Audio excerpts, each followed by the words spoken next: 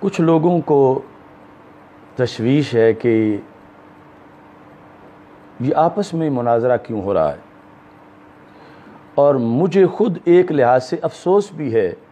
جو مناظرہ ہم نے غیروں سے کرنا تھا، افسوس یہ ہے کہ وہ اپنوں سے کرنا پڑ گیا۔ اور ابھی میں آپ کو ایک دیوبندی مناظر کی ریکارڈنگ سنانا چاہتا ہوں تاکہ ان لوگوں کی بھی آنکھیں کھلیں جو کہتے ہیں کہ چونکہ مسلک کا معاملہ ہے، دیوبندی کیا کہیں گے، وہابی کیا کہیں گے، لوگ کیا کہیں گے۔ تو حجرے میں بیٹھے ہوئے ان سادہ لوح بزرگوں سے ریکویسٹ ہے، ذرا یہ سنیں کہ جن سے تم اس بات کو چھپانے کی باتیں کرتے ہو، وہ تو گھر میں اپنے بیٹھ کے اس بات پر جشن منا رہے ہیں، اور آج نہیں، آج سے کئی سال پہلے سے۔ اور مولانا سعید احمد اسد یہ دیکھیں کہ وہ بار بار اپنی فتوحات کا ذکر کرتے ہیں، لیکن دشمن تو گھر بیٹھے انہیں اپنی فتوحات میں شمار کر رہے ہیں۔ تو ان کی فتوحات کا کیا بنا کہ جن کو دشمن اپنی فتوحات کا حصہ بتا رہے ہیں۔ میں نے شاہ محمد اختر رضا کانفرنس کے اندر جہاں سے یہ بات شروع ہوئی، مولانا محمد سعید احمد اسعد کی ایک بات پر اپنے جذبات کا قرآن و سنت کی روشنی میں اظہار کیا۔ جب وہ کہہ رہے تھے کہ میں تو اعلیٰ حضرت کی بولی بول رہا ہوں، تو میں نے کہا تم اعلیٰ حضرت کی بولی نہیں بول رہے اور تم غیروں کی بولی بول رہے۔ اس پر بھی کچھ لوگ سیخ پا ہوئے کہ تم نے ایک بہت بڑے مناظر کو اس طرح کہہ دیا، اور وہ خود بھی بڑے سیخ پا ہوئے۔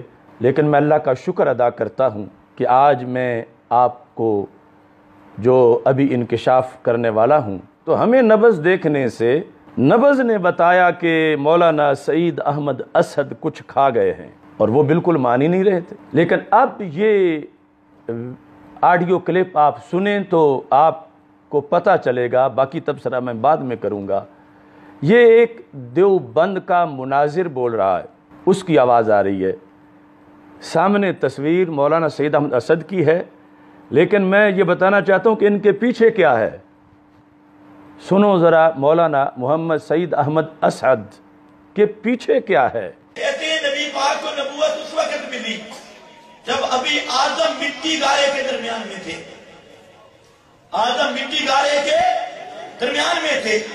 آدم کو نبوت بعد میں ملی، نوح کو نبوت بعد میں ملی، موسیٰ کو نبوت بعد میں ملی، 7 لاکھ نبیوں کو نبوت بعد میں ملی، اور ان نبیوں سے پہلے نبوت محمد مصطفیٰ کو ملی۔ میں پوچھنا چاہتا ہوں، اگر سب سے پہلے آپ کو نبوت ملی تو ختم نبوت کا کیا ماننا؟ پھر تو آپ پہلے نبی ہوئے، آخری نبی کیسے بن گئے؟ اگر یہ عقیدہ ہے، عقیدہ میرا ماننا ہوگا، میں کہتا ہوں سب انبیاء کو نبوت پہلے ملی، اور سب سے آخر میں نبوت محمد مصطفیٰ کو ملی۔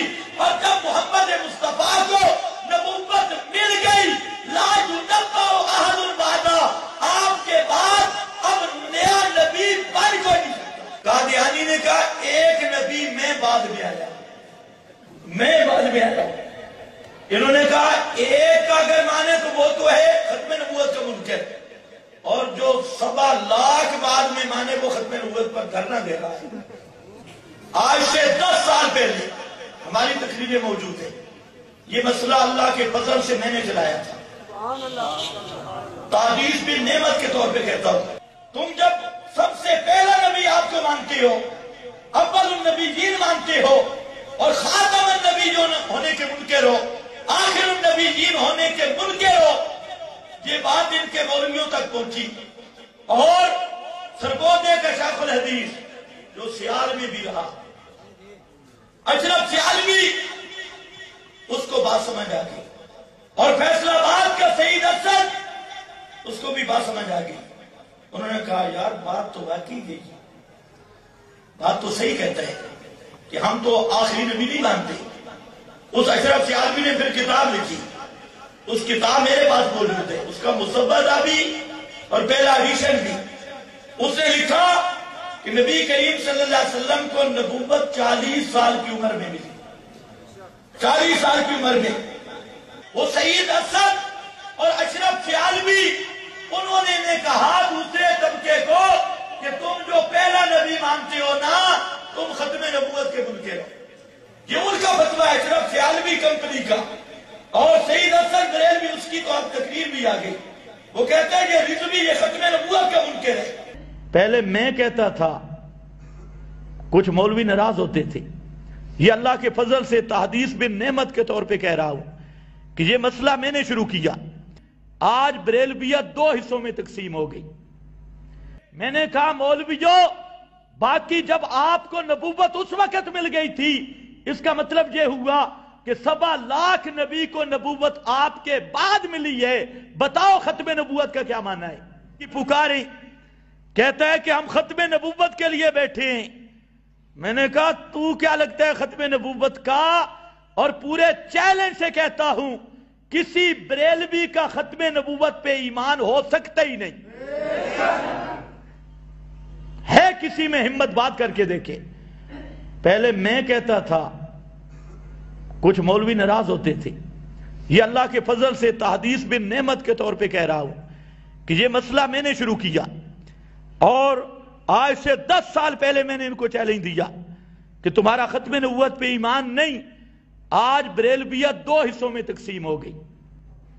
اس گھر کو آگ لگ گئی، اس گھر کے چراغ سے یہ آواز آپ نے سماعت کی.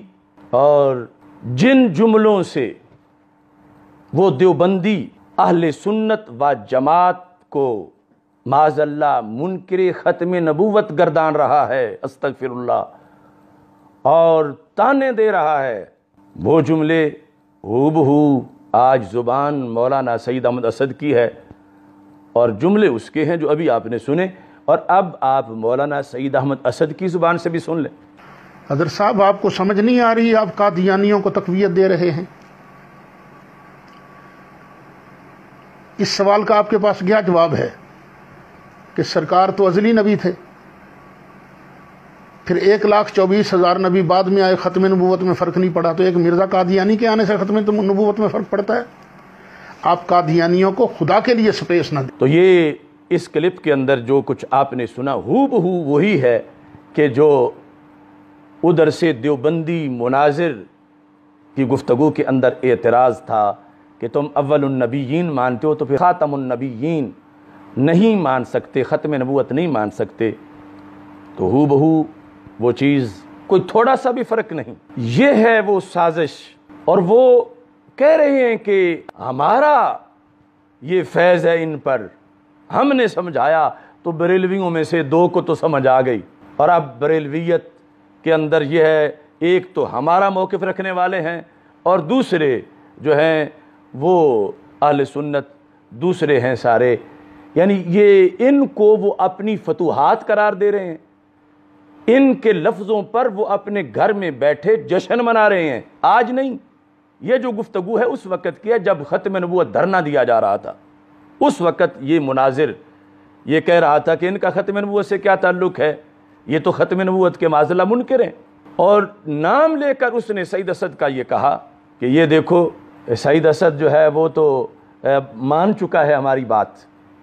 تو اب میں سنیوں تم سے کہتا ہوں کہ ہم نے جو کہا تھا کہ بولی غیر کی ہے، اہل سنت کی بولی نہیں ہے، صرف اہل سنت کی زبان استعمال کی جا رہی ہے، چہرہ استعمال کیا جا رہا ہے، اور اس کے اندر دیوبندیت پھیلائی جا رہی ہے، وہابیت پھیلائی جا رہی ہے، ابن تیمیہ کی سوچ ہے. اب دیکھو وہ ذرہ بھر بھی شک نہ رہا.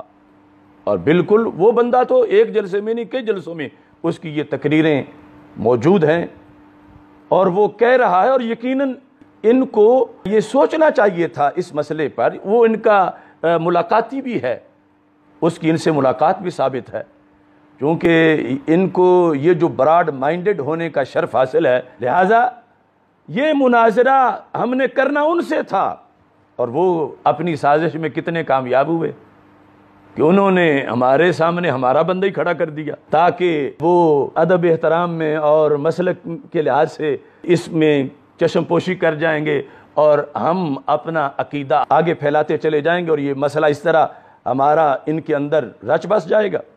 تو اس بنیاد پر اس سازش کے سامنے اللہ کے فضل سے ہم ڈٹ کے کھڑے ہیں اور انشاءاللہ 1 اگست کو یہ سازش دم توڑ جائے گی، اور لہٰذا اکابرین بھی یہ ریکارڈنگ سن کے ضرور غور کریں کہ کیا ہو رہا ہے، کیوں ہو رہا ہے۔